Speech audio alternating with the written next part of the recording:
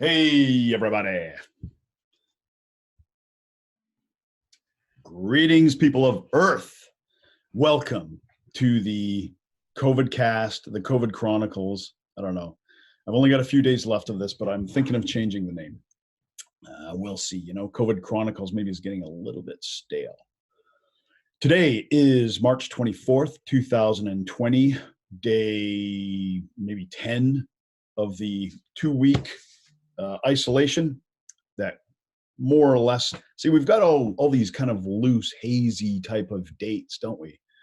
More or less, I'd say the 2-week kind of preparation, isolation, cancellation period, I'd say it started March 13th or 14th, right?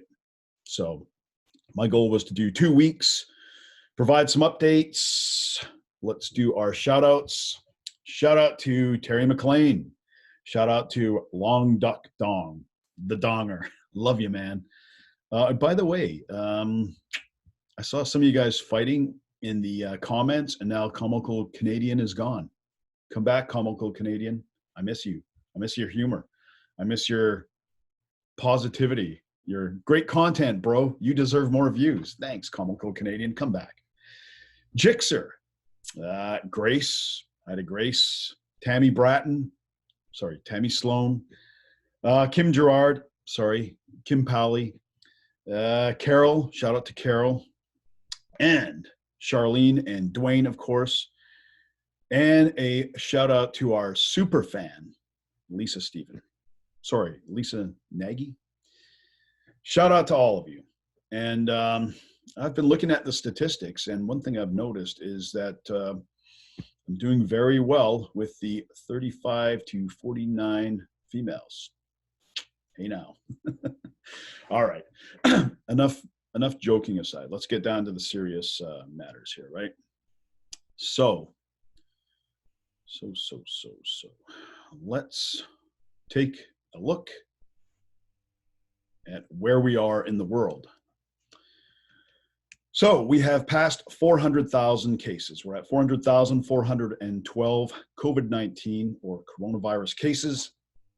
You know what? I mean, the case count really is, I don't want to say it's irrelevant because it's not irrelevant, but it shouldn't be the number we focus on, right? Because the difference in cases really runs the gamut. It can be anything from symptoms so mild that people don't even know they have it to, something that obviously is life-ending. And it will change depending on testing methods, classifications, and available tests. So, 17,451 deaths. That number continues to escalate. 103,748 recovered. That is pretty good. Pretty good on the recoveries. So what can we see with the individual countries? China, the cases in China had seemed to have dropped off and now are escalating back up again slightly. It's very small. Maybe it's just going to be an ongoing problem for them. But from what I understand, new cases have started escalating again as a result of people being repatriated. And, I'll say this at the risk of sounding racist.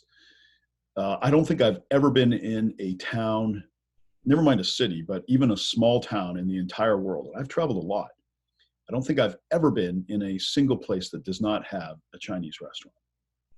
So the Chinese are definitely spread throughout the globe. And so there's a lot of them coming back, and apparently some of them are bringing the virus back with them. Italy, the numbers have not come in yet. They post theirs later in the day, so we'll have that for the evening show. Tune into the evening show. Spain, still a lot going on with Spain. 4,500 new cases, 489 deaths. That number is actually starting to flatten out a little bit. The new deaths had been running at a rate of about 20% of the current deaths. So that would mean 560, and it's fallen off from that. Germany, new deaths below 10%. Iran, still moving up. I I believe the situation in Iran is much more serious than they're indicating. France, no data or no data. Sweden has been very hard hit by this. These are all the, you'll see that all the countries with the most either proximity or dealings with China, or the most, I guess you would say, open borders, have been the most badly affected by this. Japan still getting some new cases, but they've got things under control. By the way, the Olympics have been postponed for an entire year. I think that's, given what was happening with countries pulling out, such as Canada and Australia yesterday, I think postponing for a year is the fairest and best, the best possible outcome for everybody. Because my concern on this, like I said, I don't think they needed to postpone this. I think they all could have gone. I think, like I said, the number of infections or serious infections among people under the age of even 40 is negligible. And for healthy people under the age of 40 or even 50 or as high as 60, again, you know, anyone that has been infected or died, if there has been anybody that has died under 40, I don't know if there has even. But those that have been affected by this have had underlying medical conditions. So I think it would have been easy enough to quarantine the amount of people going, to isolate them. I think it could have been dealt with, but whatever. That's not where we are. We don't want to bother too much with abstractions or speculations. Let's stick with the facts and deal with the cards we're dealt, right? Or play with the cards we're dealt. Sorry. So there we go. It's really amazing that Iceland, a country of 350,000 people, has almost the same amount of cases as Indonesia. And I believe Indonesia has a population of, I want to say, around 250 million. So what's going on here? Well, Iceland has obviously got a big problem on their hands, but Indonesia is either not testing people, not properly classifying their deaths, or they've taken such draconian measures that absolutely nothing is spreading there. So I will take a deep dive and I'll find out a little bit more about Indonesia, because one of the things we should always be doing here, we should always be looking into places that appear to be more successful, right? The one advantage we have over situations in the past, I mean, we have several disadvantages in that there's so much more travel and so much more immigration and all of these things that are going to put people a lot more in contact very quickly. But one big advantage we have is that we have, through communication, we have real-time insight into other countries, and we can take a deep dive and find out where problems are and what to avoid, like Italy, and you know, where countries have been more successful. And I did this actually last night. Russia. Okay, so Russia is a country of about 140 million people, and they have one of the longest borders in the world that they share with China.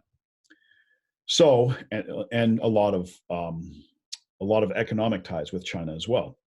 So Russia was facing a perfect storm, and they have, I would say, probably, you know, I don't know if it's fair to say a less developed medical system. Maybe it is, but either way, Russia was primed to face an absolute disaster on this front. But they closed the border with China January 30th. They took immediate action. They closed the border, and look at this. This is very, very manageable for Russia, right? I mean, I don't like to, you know, I mean, a lot of people will say, okay, this is a time for unity, not a time to, you know, pick flaws in what the Canadian government is doing. But no, you know, I mean, I don't want to be saying this 6 months down the road, and, you know, to hindsight's 2020, or, you know, armchair quarterbacking. This was an obvious thing to do, right? I mean, I knew about this virus. I don't even really follow mainstream news that much, but I knew about this virus back in January. They were asking at the airports in January if anybody had been to China, but that was it. All they were doing. So China took some more aggressive measures, and it's paid off big time for them, because they would not have wanted something like that, right? So moving along, what is the economic response plan? Support for Canadians and businesses. So, okay, I was able to get some numbers on typical applications for EI. And in 2019, the federal government would receive in a week about 30 to 35 applications for employment insurance every week. And we heard about the first week of this, that there was as much as 500,000 applications, and that number has grown. The EI is now taking between 130 and 150,000 applications a day. That's how many they're receiving. So that's about six to 750,000 a week. They can't manage that. There is no way that these guys can administer that. So here's another thing that we have to be mindful of, is just the whole appeal to emotion, right? I know it's nice when politicians come out and they say, we will support you. We have your back. We are doing this, and we are doing this, and we are doing this. And it gives us all a feeling of assurance, like, oh, okay, these guys are tuned into the problem. They're dealing with it. Everything's going to be okay. But no, they can come out and they can make these kind of promises, and they can say, we are going to do this. That's not a promise that they can keep, though.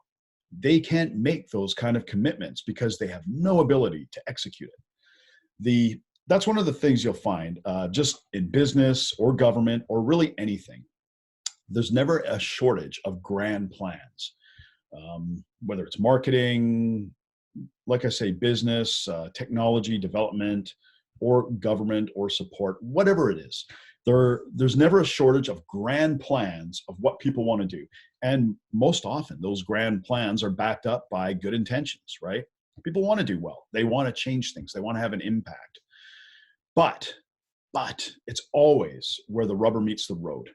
And you can come out and say, we are going to make sure every Canadian is looked after during this emergency. No, you can't. You can't do it. You don't have the money.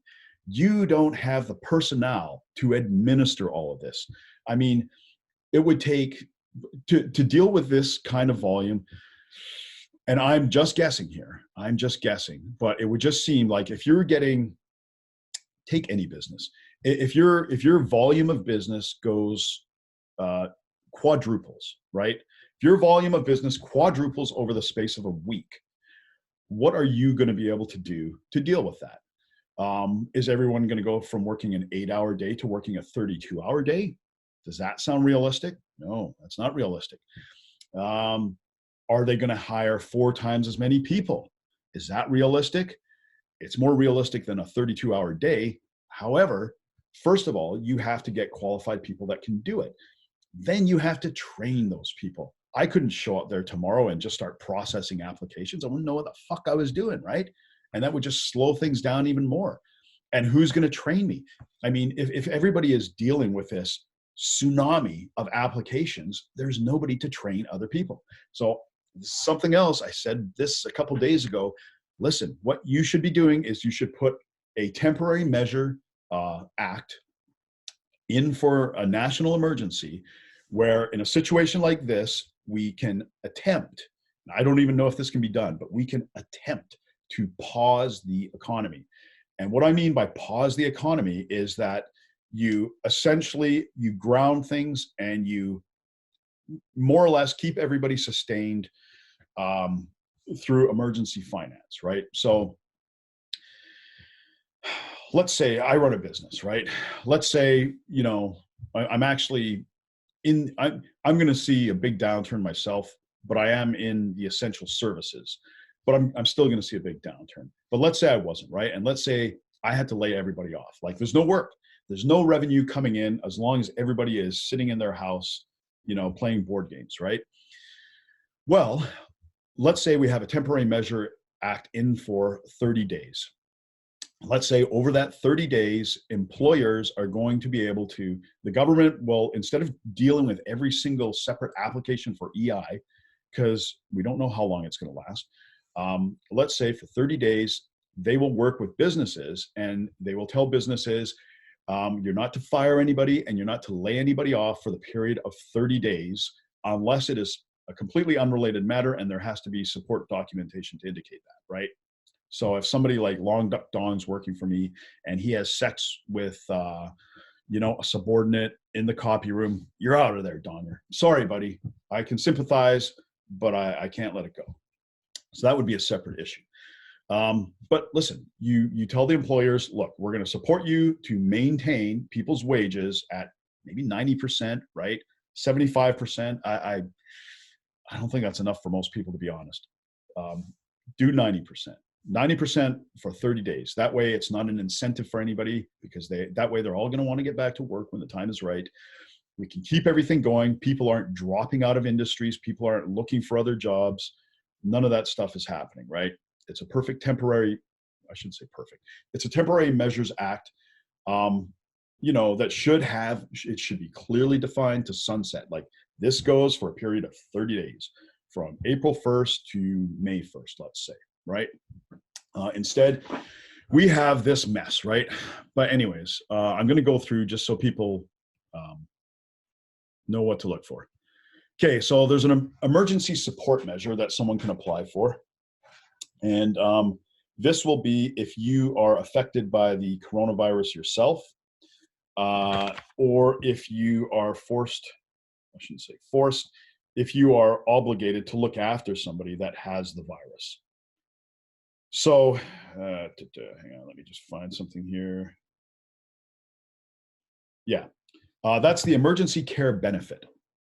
So the emergency care benefit is something you can apply for if you are, for whatever reason, incapacitated from earning an income during this time. This is not for getting laid off or not for lack of business or whatever. This is if you are required to isolate yourself or to look after somebody that's incapable of looking after themselves. That, I believe, is available April 1st. Emergency support benefit for small business owners.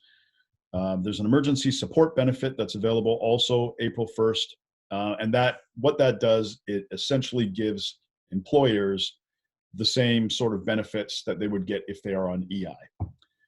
But once again, you will have to go through the whole process of applying for all of this stuff and hoping you get through. And if anybody wants me to take a deep dive into any one of these issues, dissect it and explain it, I will be happy to do so. One thing we all have to watch for, we really, really have to watch for this, okay? And that is massive bailouts coming for certain segments of the industry, right? Massive bailouts for banks, the airlines, I'm sure we'll get one. But look, man, the best bailout they could do would be a bailout that allows the average working person to meet their bills. You know what? If people can go out and people can earn a living and people can meet their bills, pay their groceries, pay their rent, the rest of the economy will start to take care of itself again. Other than just throwing money at companies like, let's say company X is a giant multinational corporation and they lay off 10,000 people because of this, and then it's over and they are an essential business. They get a bailout and they say, yeah, but we're not going to hire back all 10,000 people. We'll hire back maybe 6,000, and then 2,000 of them we're going to outsource, and we're going to cut off these unprofitable areas of our business that weren't so great to begin with. Hey, this has worked out pretty good for us. It was a great way to downsize, right? That's what we have to watch for. We really have to hold them to account for that. And not just after the fact, but ahead of time, so that they know there is going to be backlash if they try to start pulling this shit. And one of the things, one interesting thing is there was a cabinet meeting today. Hang on, let me crush this monster.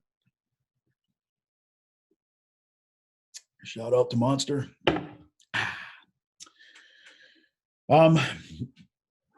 One of the things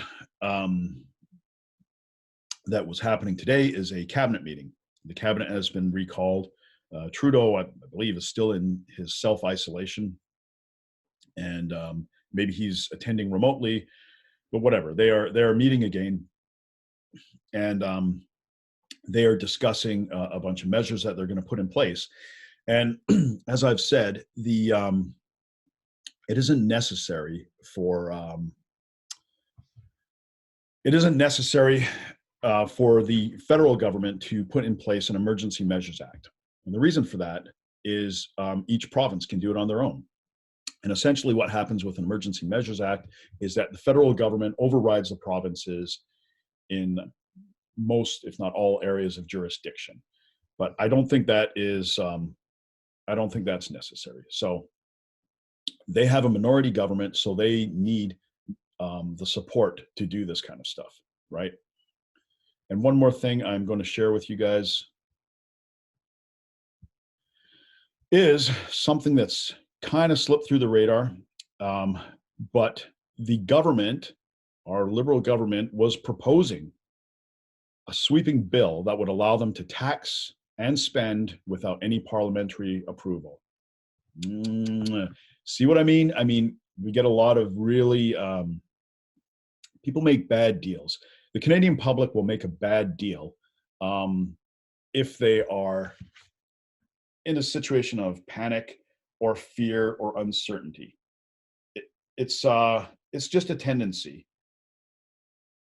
Sorry. It's just a tendency when, you know, I don't want to call it a deal with the devil, but it's just a tendency when people are uncertain or they don't know what's happening, or they're operating out of fear and driven by emotion to just say, all right, whatever you need, let's do it. Let's just make this end. But that's the wrong approach, because these things come in really quickly, right? Within 24, 48 hours.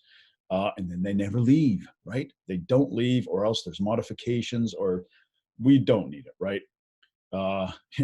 Until December 31st, 2021. But they got some pushback. So good job, citizens. Good job on pushing them back with that. They've agreed to draft legislation that was going to give them wide new powers. 32 MPs divided proportionally based on party standing will be able to debate it. And now they have pulled back some of the measures. They're clarifying some sections, but they haven't specified what those clarifications will be. But we are fortunate that they are in a minority government right now, because believe me, that stuff would go through pretty quickly. So I'm just going to take one last look at Canada's specific cases right now and see where we are.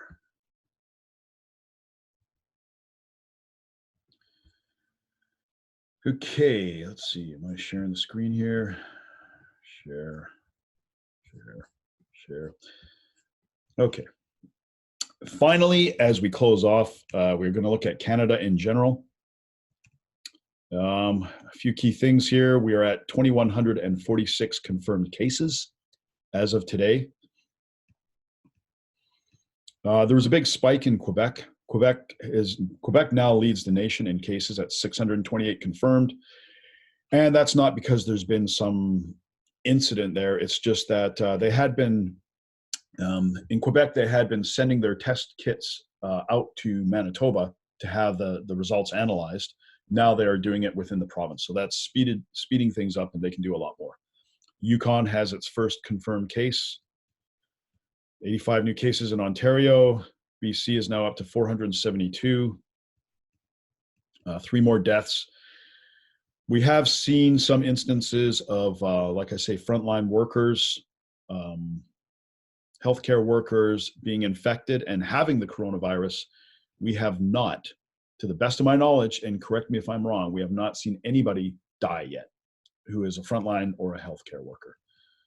And the total death count in Canada is at 25 now, more than half of which just in BC, and almost all of those came from one nursing home. So I know every death is a tragedy, but you know, it's not it's not as dangerous as it first appears. Okay, so far. I could be wrong, and that could change, but so far it's not looking nearly as bad as it is in Italy or some other places. So that is it for today. Enjoy the day, seize the day. Remember what we talked about yesterday. There's lots of things you can do. Set some goals for yourself, exercise, change the food that you eat if you can get some. Work on a plan, work on what you're going to do when all this is over, right? There's lots of things we can do. And you know what? Let's stick together. Let's remember to look out for the common working man and women, okay? Because nobody else really is. There's lots of people that are more than happy to look out for special interests, for big groups, people with lobby organizations. They will be okay. Don't worry about them. It's us. I mean, a lot of times the burden falls on us. The majority of sacrifice will fall on us, and we're kind of left holding the bag. We're not going to let that happen, though, right? We're going to be supportive. We're going to do what's asked of us, but we're going to be collective, and we're not going to be taken advantage of, right? So let's keep that in mind, and I will see you guys tonight. I'm pumped. Yeah.